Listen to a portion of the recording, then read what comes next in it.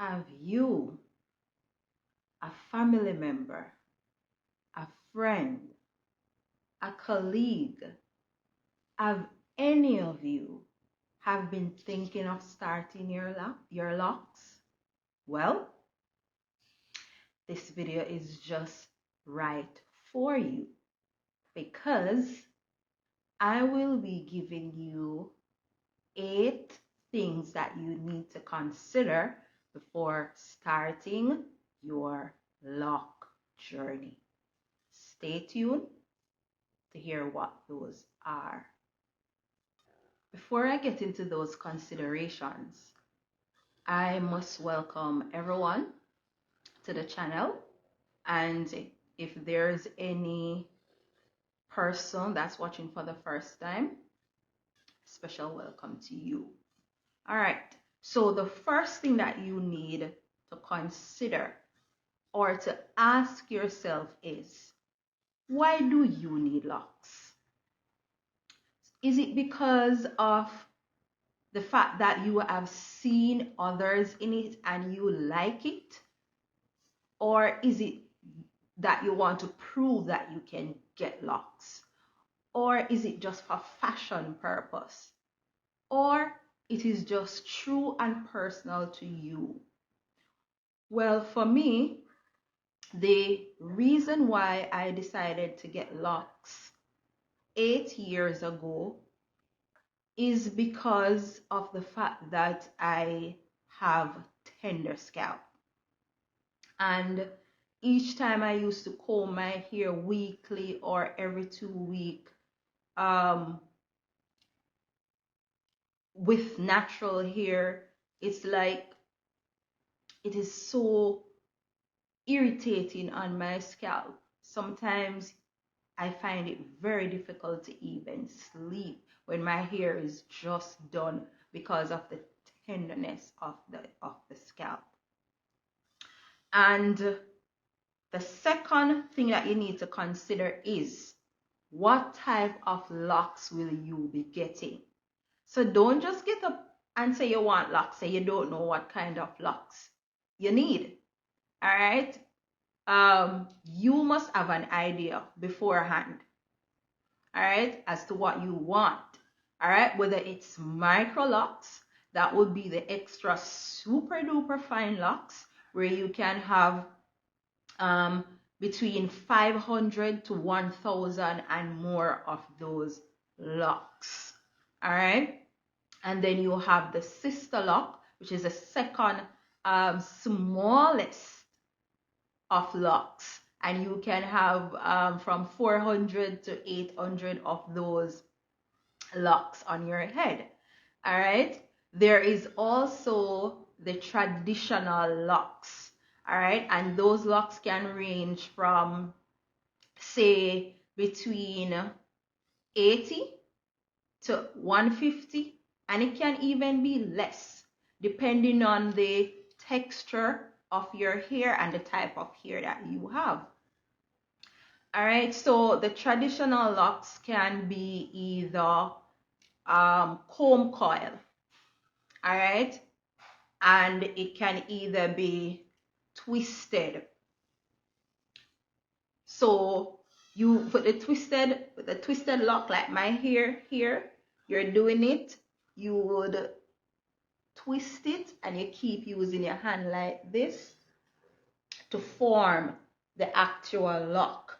All right, so there's no 2 strand, it's just that 1 strand of hair, and you twist it from the root down with your hand.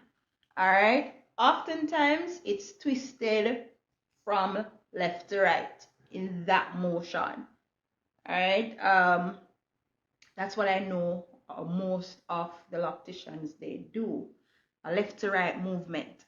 And then with the comb coil, instead of using your bare hand, you would have a specific comb that you use, and you wrap the comb around the hair, and you twist that hair, and you twist that hair, and you twist it all the way down to the tip of the hair. All right, and then The last traditional locks is the 2-strand twist. This is the one that I have. All right, so when mine was started, all right, the individual that did my hair, they twisted out all the hair first.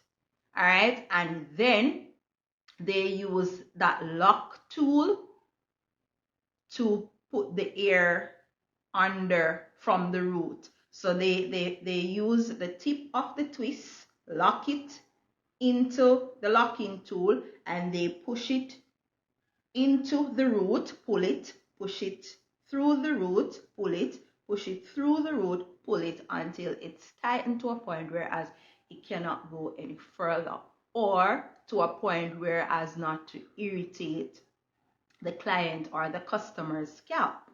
All right. For me, I could not get mine too tight because of the issue with my scalp, which is very sensitive because it's very tender. All right.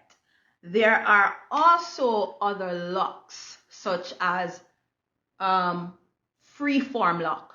With free-form lock, there's no manipulation.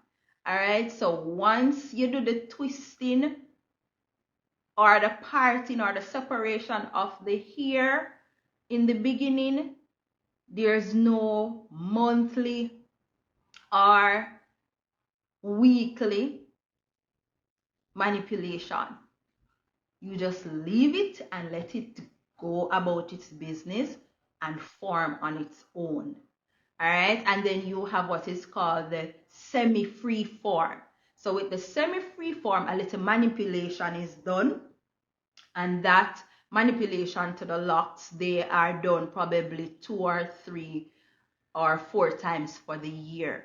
It's not done as often as traditional locks. All right, and you also have what is called wicks locks. That type of locks is one of the largest type of locks. It is so thick. And then with that type of lock now, it's not a lot. You can have about 20 to 30 of them on your head. Okay, so make sure that when you are deciding on getting locks, you know which of these locks that you wanted. When I initially got mine, I think I did it the first year of being in holiness. That's my religion. Yes, I did it the first year of being in holiness, but I've wanted locks before holiness. All right, it is something that I've always wanted, and as I've stated earlier, it's because of the tenderness of my scalp. But I finally decided to get locks because of that reason, and complemented with the fact that my head has to be covered every single where I go. So that was a new norm for me, and it worked out just perfectly. All right, because for us, we are not supposed to braid our hair, and so having the locks or getting the locks, and specifically the 2-strand twist, that was perfect for me. All right, so once you know, you know. All right, good. So the next thing that you want to consider after knowing which type of locks you're going to get is where will you get it done. So 1, it can be done at a salon, and 2, it can be done at the loctician's home or your home. All right, now for me, I personally had to get it done in the beginning at the loctician's home, because when I first started,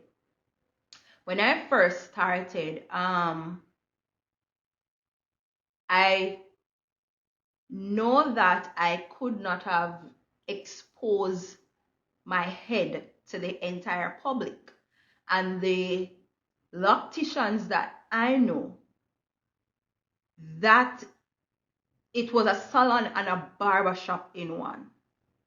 All right, so they share that same room. So you have the salon section over there and you have the barber shop section over there. So both men and women were coming in and out of that area. So I could not have my head exposed like that. All right.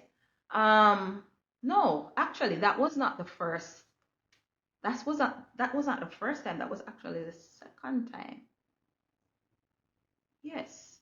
The first time was at a loctician's home. All right. And I think for the first year of locking my hair, she was the individual who did that for the first year. And then she moved and I had to find someone else. And so that is where the loctician shop came in, or salon came in. And she was the only one within the area that I know of that locks hair. And I actually went there once. Yes, I went there once. Coming to think of it, the first time I went there, she did not share the salon. I think it was she and another loctician that was there. Yes. But what happened is when persons come to do their hair, all right, they might bring their family members, or their family members or friends might come and check on them. So a husband might drop off his wife, all right, some of them will stay, and then some of them will come back, and then some of them will come interchangeably. So during the process of the hair being done, they'll come to and fro. All right, so that was actually what happened. And I did not feel comfortable based on my religious belief, you know, that my hair should be covered once I'm in public. And public mean once you leave your house. So even if you got work, that's public. All right. So for me, that salon experience, the loctician knows definitely how to do her job, but the area, the surrounding was just not conducive for me. So I was recommended to the other loctician, who I went to her place to get my hair done. All right, so yeah, and that was also short-lived because I think she moved as well. So one whole heap of changes that happened in between my journey. All right, and that is why I am giving you all these details, for you to know what you're getting yourself into.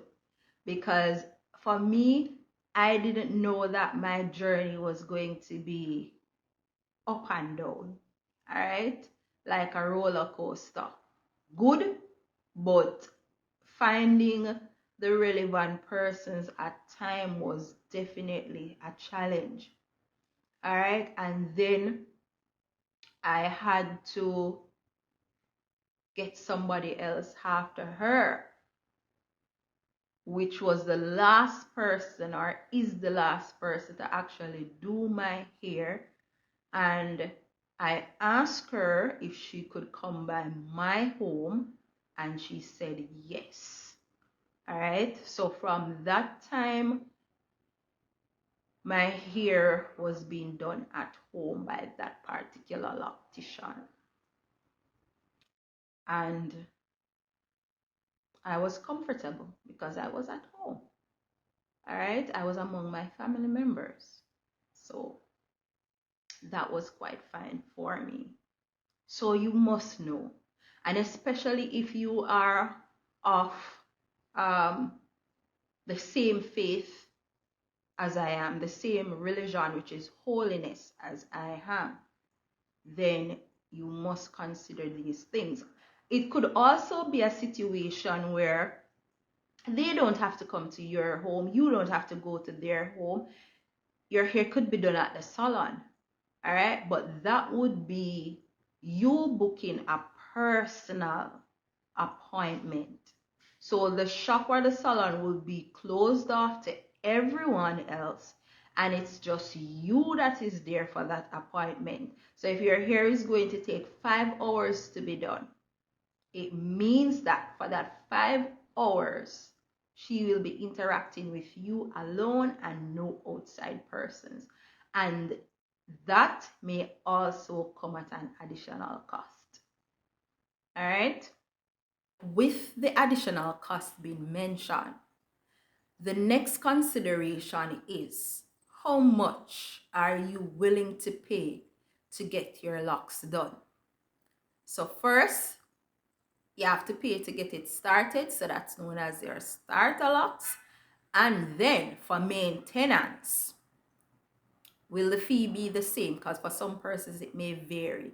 Your starter lock might actually be a little bit more expensive than your maintenance. Or it's the other way around. Your starter locks might be cheaper than your maintenance, because it depends on how long you'll be having that lock for. You know, the cost of the products that will be used in your hair will increase over time due to inflation, and so things may cause that cost or that price to go up. All right, now you are the one who is either you call the salon or you go directly and you find out what the cost is for doing such. If it's something that you can maintain, then definitely go right ahead and continue to do so. All right, but and also you have to bear in mind that when you're considering, is it within your budget? Because I know you must budget, you must plan your monthly expenses, etc.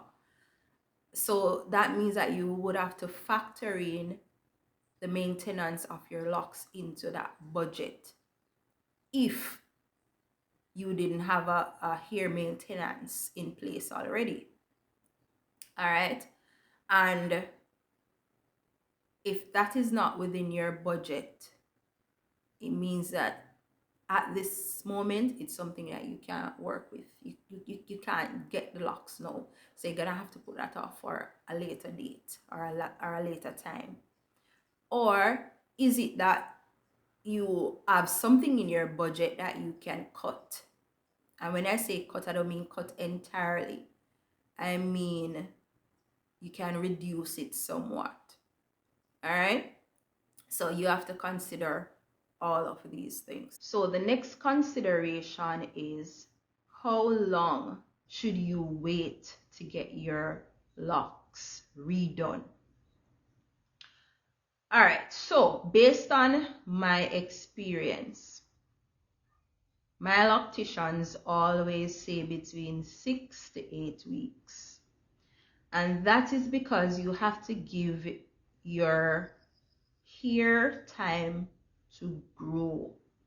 The root has to be grown out a bit for something to be there to lock, because you don't want to put too much tension on it that later down in the line you end up with alopecia. So you have to be very careful locking it too often and too tight. For me, there are times when I will go up to 3 months without locking my hair. But that is after the first year. For the first year, you have to stick to the appointment dates given by your locticians. Very important. And just follow their instructions, because remember, they are the ones that are experienced and they are guiding you on your lock journey. So you have to be mindful of that. The next consideration is, what condition is your hair type in? So one, is it dry and damaged? Is it weak and breaking? Is it oily? So all of these things must be taken into consideration. And when you go to the loctician, all right, they can tell you, if you don't know yourself, what condition your hair is in, and if it is in a sensible condition for your hair to even be locked. Because if it's in a state whereas it's not possible for it to be locked, then because it's going to cause further damage to your hair, then it makes no sense locking your hair at that time. So you need to know all of that, and you can set an appointment and the loctician will tell you.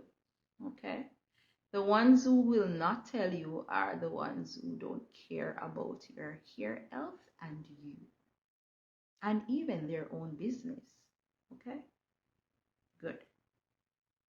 So knowing what condition your hair is in, you also need to know the type of conditioner to use with that type of hair.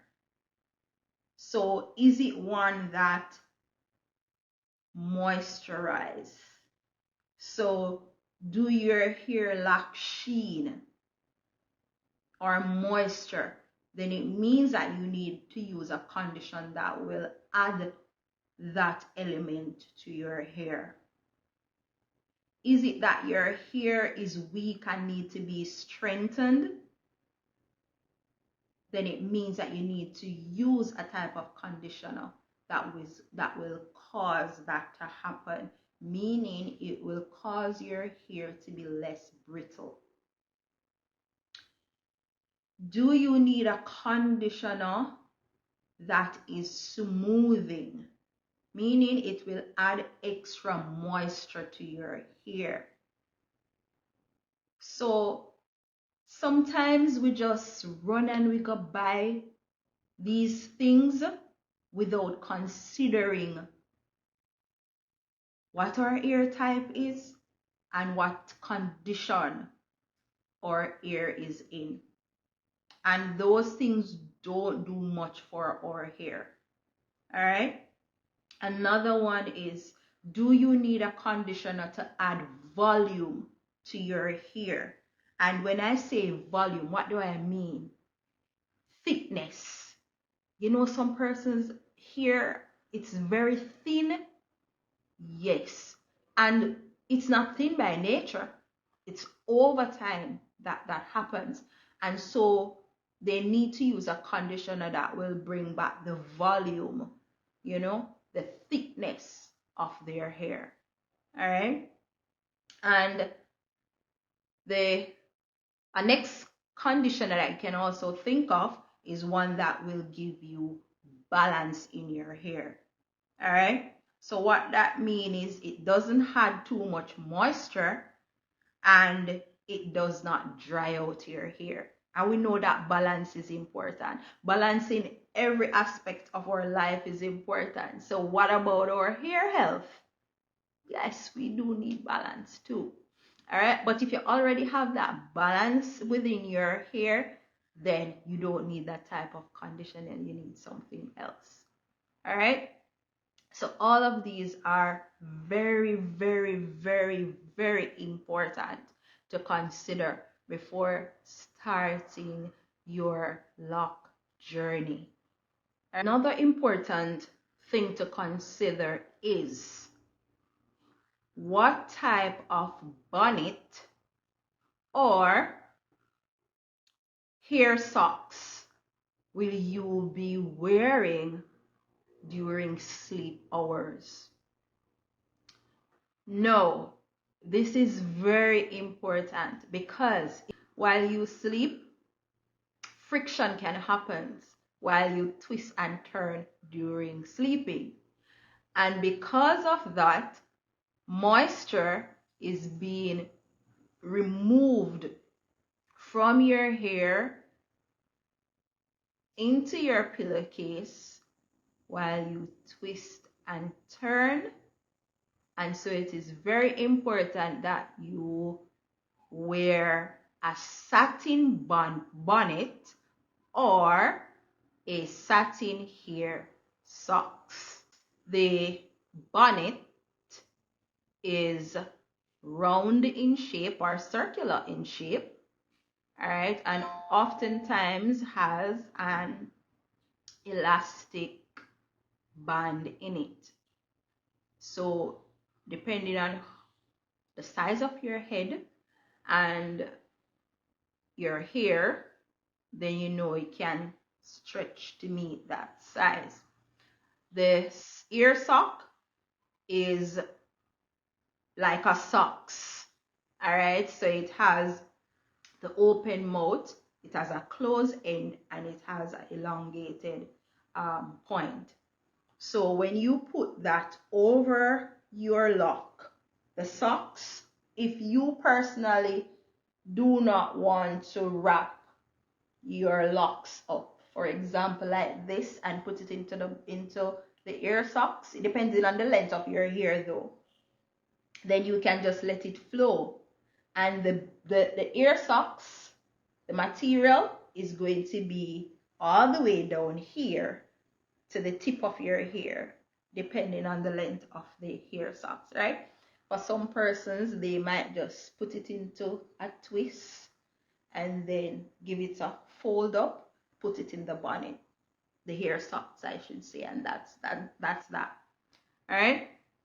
So one is circular and one is rectangular in shape by length.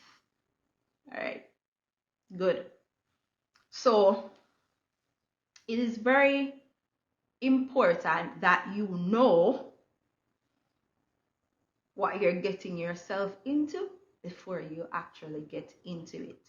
Because when you are better informed, you are better able to take care of your locks. All right. And when something is going wrong, you can definitely know. And don't be afraid to ask your loctician questions. All right. They are there to serve you. They're offering a service. All right.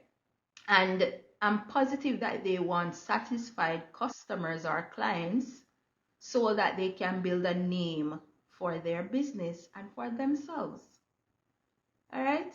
So if you have tuned in thus far, remember to subscribe to the channel if you have not subscribed before. Give the video a like, comment, and even share this one with family, friends, colleagues, as many person as you know. All right, because your hair health and your lock journey is as important as anything else in your life that you will undertake. All right? So